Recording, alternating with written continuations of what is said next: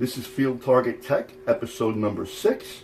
My name is Tom Holland, and today we're going to be talking about the differences and the similarities between an Air Arms Diablo 8.44 grain pellet and the JSB Diablo 8.44 grain pellet. I have a lot of guys saying, they're the same pellet, it doesn't make a difference. It's the same. JSB just makes them for Air Arms with their own proprietary dyes, which they do. But there's a lot of people out there that seem to think that they're exactly the same pellet, that just JSB markets them for Air Arms. And that could be the furthest thing from the truth, because there's so many differences between these pellets. They have more differences actually than similarities. And we're going to go through that. Not that it makes any difference in your choice or what the gun would like or not like. This is just an FYI for you guys that just want to know. I just had a couple people ask me about them, and I've gone on to explain it in the past before. I figured I'd explain it in a quick video. Now, the reason why I use the 8.44s is I shoot generally WFTF PCP class in field target. So we tend to use the lighter pellets. The heavier pellets like the JSB 10.5 grains, I think they are. I don't use them a whole lot, except in maybe a different gun here and there, just for plinking or whatever. So my emphasis would be on the lighter pellets for WFTF PCP use. Real quick, again, I am not an artist, guys, and keep that in mind, but the first thing I noticed between the Air Arms pellet and the JSB 8.44 is the smoothness of the finish of the JSB is a little bit rougher actually than the Air Arms pellet is. On the outside of the skirt, on this area here, all the way around, on the JSB, there's some minute lines all the way around it from, I guess, from the swaging process in manufacture. Not that that makes a difference aerodynamically or anyway, but I could visibly see it, so to me, if I could see it, then the air can affect it as well. That's the first thing I noticed. The finish on the heads and on the outside of the rest of the pellet seems to be about equal. The smoothness of the top of the dome. Now, inside the Air Arms pellet, where the punch goes in their die, it's a little bit smaller widthwise, and it's deeper than the JSB is.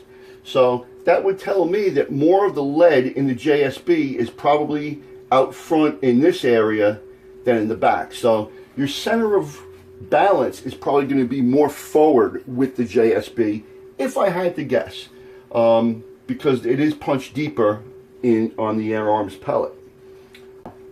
The height of the pellet from the top to the bottom, they are a little bit different between the Air Arms and the JSB. The Air Arms is 0.235 thousandths from the top to the bottom, where the JSB is 239 thousandths. About 4 thousandths difference. Again, not that that makes a difference in accuracy. You would never notice the difference between them. This is more of a, like I said, this is more of an FYI video to show you the differences between the two pellets. The Air Arms, the dome, is a little bit flatter than the JSB is. The JSB has more of a round dome, more like that's supposed to be a Sniper Medium, but we'll get into that later. Has more of a domed nose to it than the Air Arms does. The Air Arms is a little bit flatter than the JSB. At the point where the head size, where you would measure your head size, this is the part where, right here, on these edges, is where your pellet gauge measures the head size when you put it through a pellet gauge or your air gauge if you have one of those. Now, the point here where you have a contact point with the JSB is a lot wider. The Air Arms has a much sharper transition between the dome and where it comes backwards on the pellet. Now the waste on the Air Arms pellet, which is this part right here, the thinnest part, is 115 thousandths as compared to 123 for the JSB. So the JSB is a little bit wider at this point than the Air Arms is. Now, the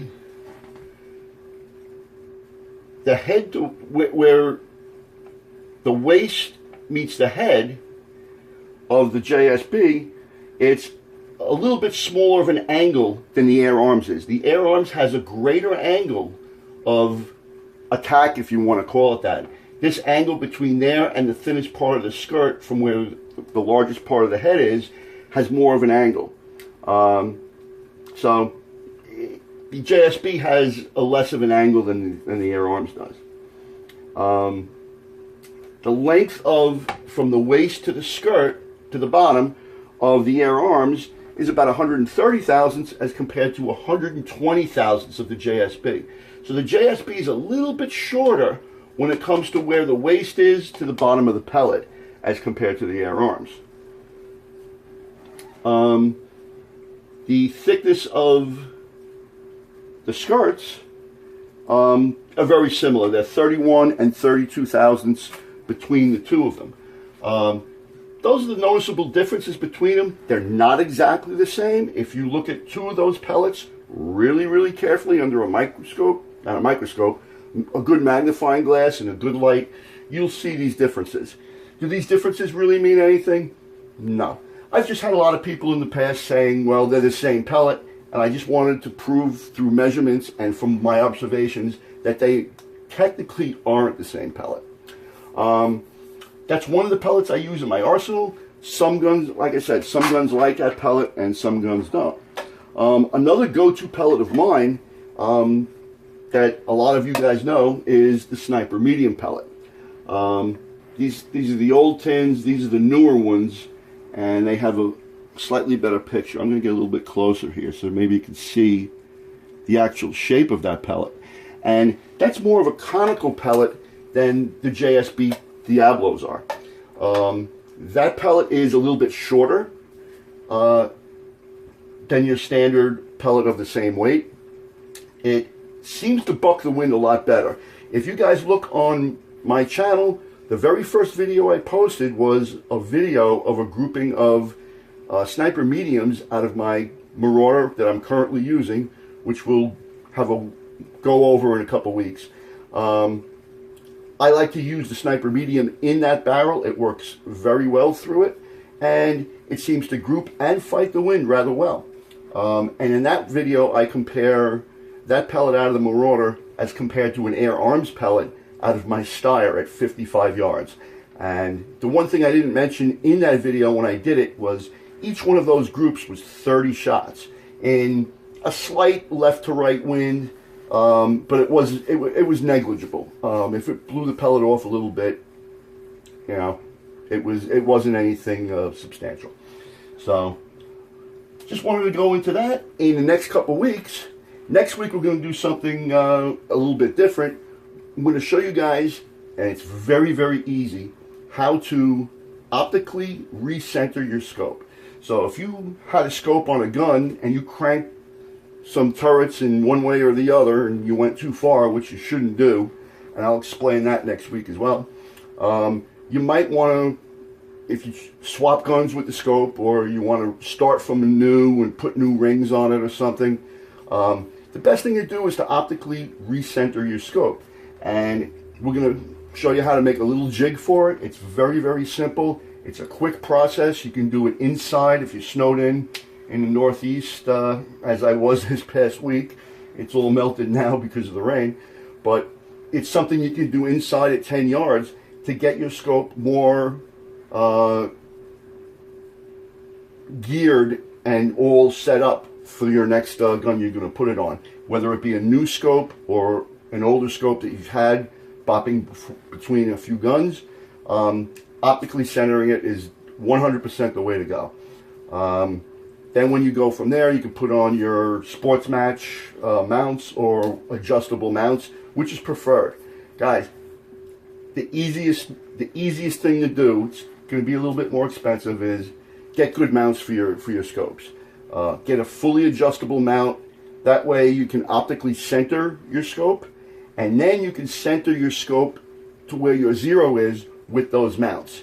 Then you'll find out that when you zero it in to whatever distance, you're going 5 clicks instead of 5 revolutions.